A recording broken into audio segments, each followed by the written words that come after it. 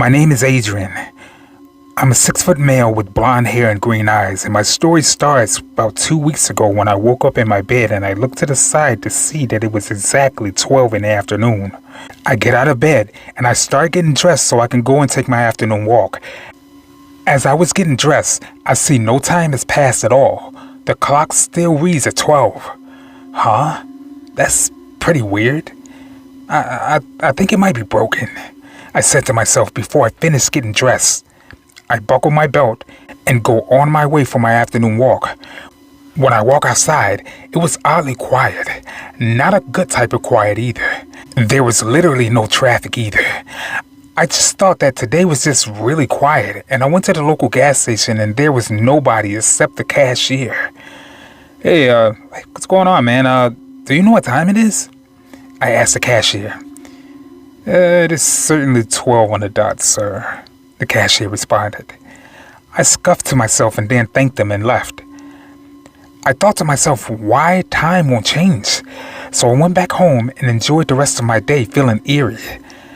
I eventually go to bed and still the clock reads 12 on the dot, yet it appears to be nightfall. It seems time passes, but it's like a dream where all clocks always read 12. I go to sleep to exit this dreamlike situation. I end up drifting off and I hear something. I hear what sounds like scratching under my bed. I decided to ignore it and go back to sleep. I woke up the next morning and the clock changed. This time, now that I'm reading, it says 1. Huh? Change of time all of a sudden today? I said to myself.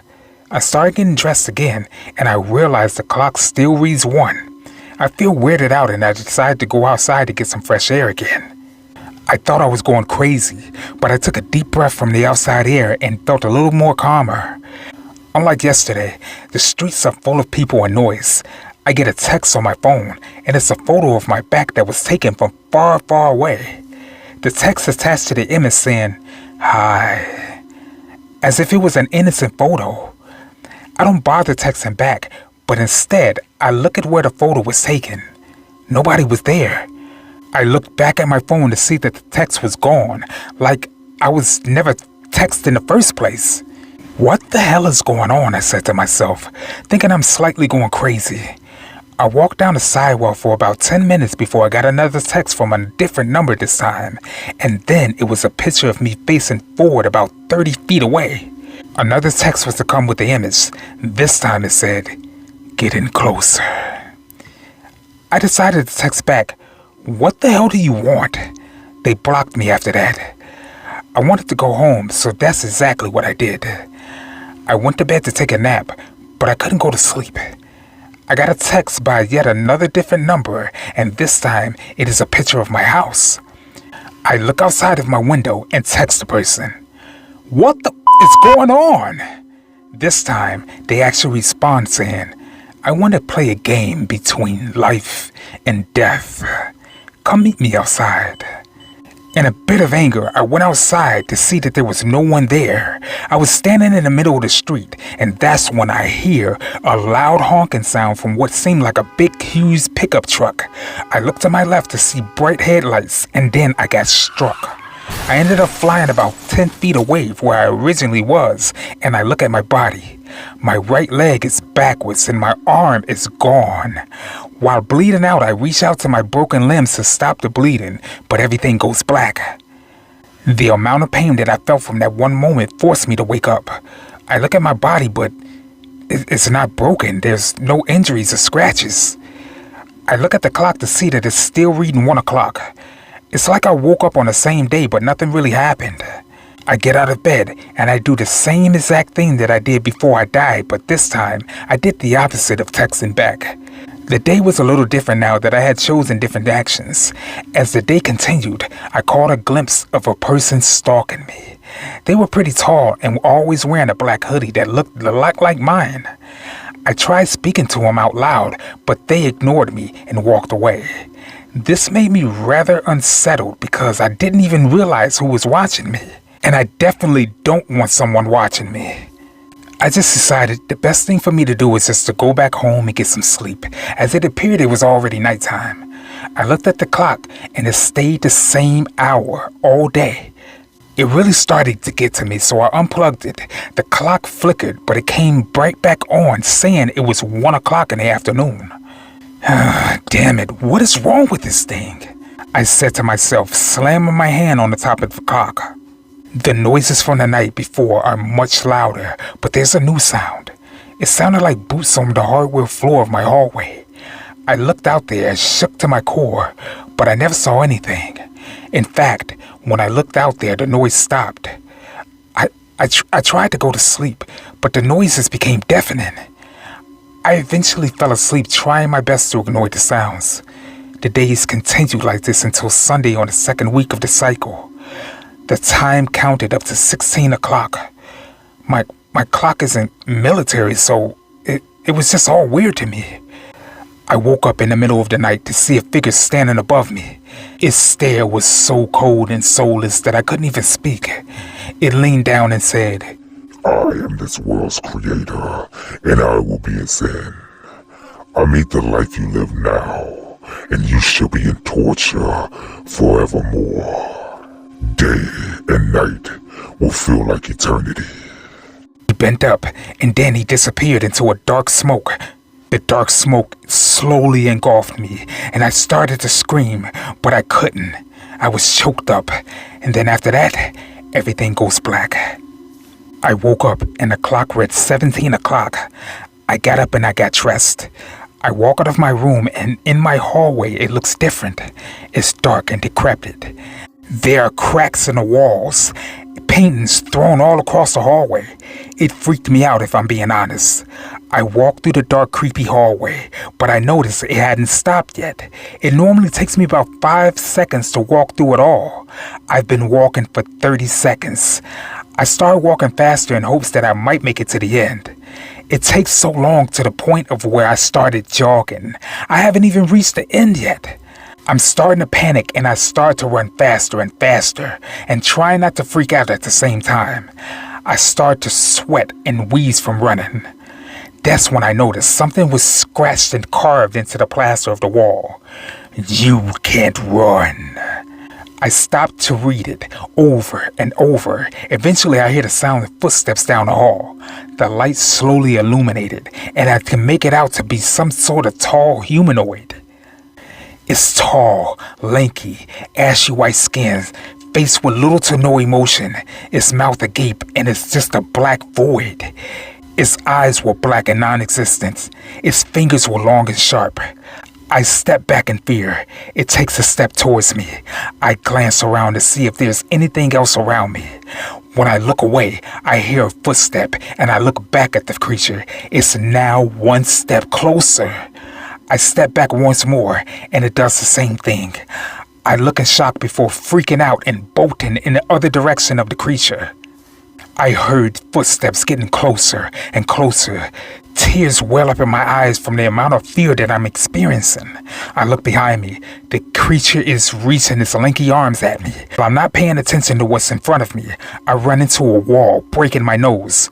I reach to my nose to stop the bleeding. I look up, and I find the creature is no longer there. Instead, the weird man from that one night is back. He steps towards me and is saying, Well. You, my sir, are persistent.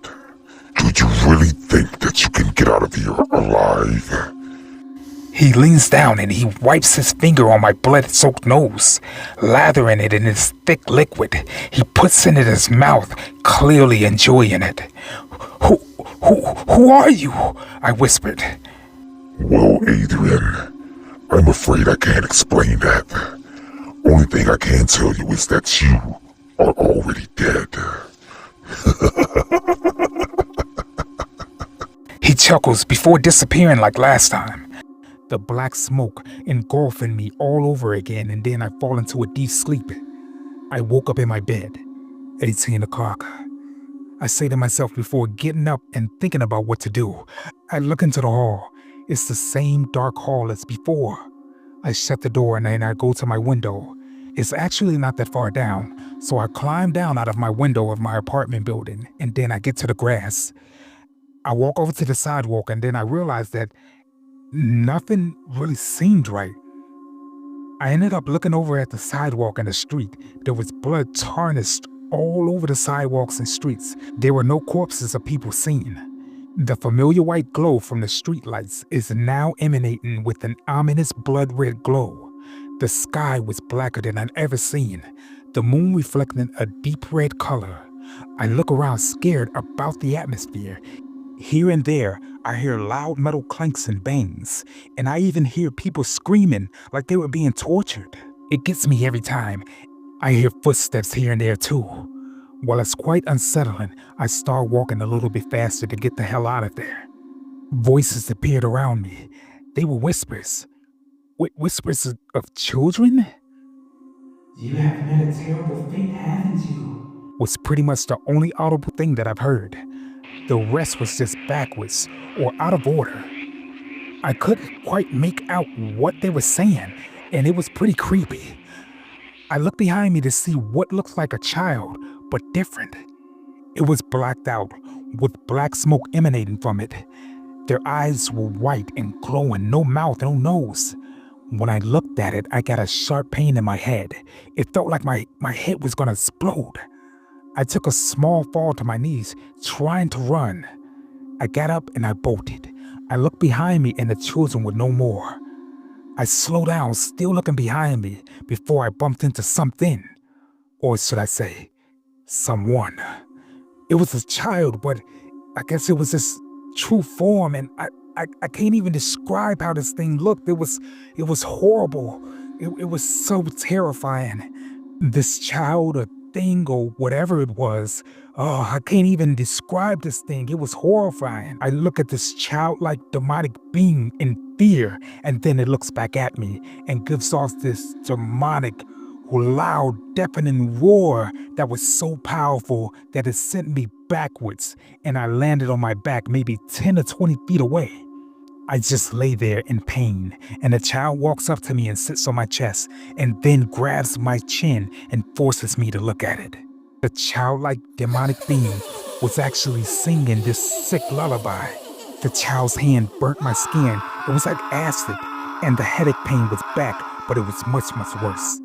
It took a good 10 seconds till it got really unbearable. I started screaming in pain before a splat.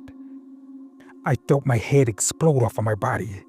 I heard the demonic-like child cheering and celebrating.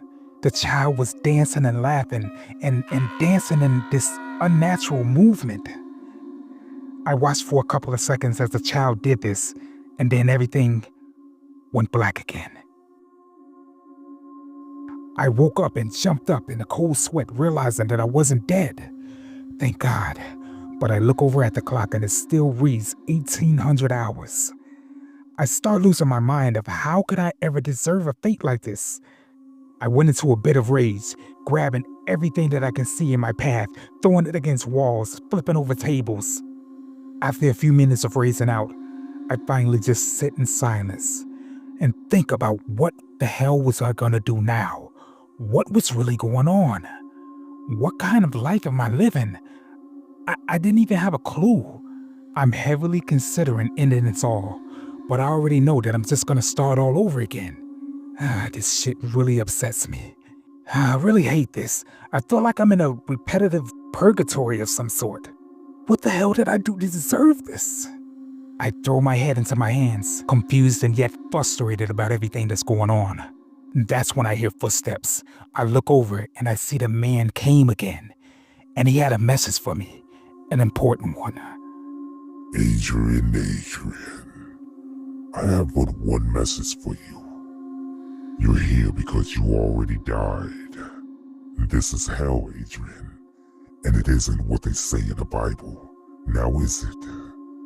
I listened to the man, in shock and scared out of my mind. What have I done for me to go to this hell? I murmured. Well, Adrian, every little mistake that you've made mattered. Every little sin has never been forgiven because you never prayed or get baptized. So I went here? What? How long have I been here? You've only been here for a short time. The man looks over at his watch. You've been here for 26 years. My jaw drops as I hear those words. So I've been here for 26 years? Yes, indeed, Adrian. Each one of your days will become more horrific and disturbing. You won't be able to walk out of your house without being mauled by God knows what. The man then disappears again, but this time there wasn't any black smoke. I ended up screaming and crying and yelling, and all of a sudden everything went black. I wake up again, and this time it's 3:45 p.m. I believe I was just having a dream, a horrible nightmare. Oh, thank God it's all over. I really had an awesome day that day. I ended up calling my boss to ask him if I could get a little bit more time off, but for some odd reason, he kept saying that it was static on the other end and that he couldn't hear me. Oh well, I just figured I'd just go back in the morning and just let him know in person. After I'd done everything that I needed to do in that day, I ended up just taking a walk. Ended up walking in my neighborhood. Everything was nice. The kids and everything were playing around me. There were couples around. It was fall, and it was beautiful out. I thought life was going back to normal again, and so I thought. That's until I heard my name being called. Adrian. I turn around, and then I see the man again. You thought you were getting off easy. I looked in horror, and then everything around me, it seems like the reality just changed and shifted. There was fire everywhere, and people just yelling and screaming in pain and in torture and torment. I started to catch on fire, and I was being burnt alive, and it was such horrible pain that I've ever felt in my life. And then all of a sudden, everything went black. I woke up. I was really too afraid to do it, but I looked over at the clock, and it read 1900 hours.